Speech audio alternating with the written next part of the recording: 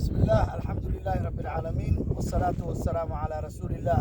waxaan joognaa Makka al-Mukarrama.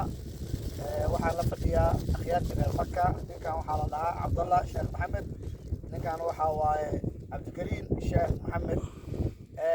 meeshaan joogno waa ujeedaan geela sida walaalkeen u jeeday geela imaanay, marka jazakumullahu khayran. tan kale ikhwaani, qofkii rabo in oo waalidiintiisa loo soo cimraysto ama cimro loo sameeyo ama isaga ama qof dhintay, marka qofkii intii imaado waxaasoo dhan waa dhalinyara joogta oo nolosha ku firfircoon, marka ay igala soo xiriiri kartaan insha allah. ramadaankii wuu soo dhow yahay, 2 bilaa ka dhiman.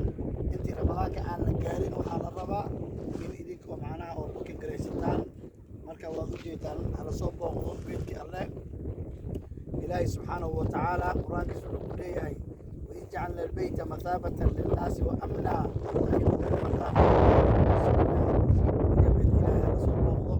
ما طبعا جونا من البراك صاحب جدان جيل يلجونا عن جيل باطن ما طلع عن جيل العباي.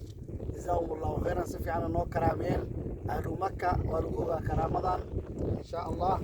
مركا وهي تكتب مركا إن شاء الله نقرأ سحرينا قفكي ربو إنو سوقارو dadka aan la hadlayno waxaa weeye North America iyo Canada. qofkii markaa rabo inuu soo gaaro Baytullah nala soo xiriir insha Allah. Jazakumullahu khayr. Assalaamu calaykum waraxmatullahi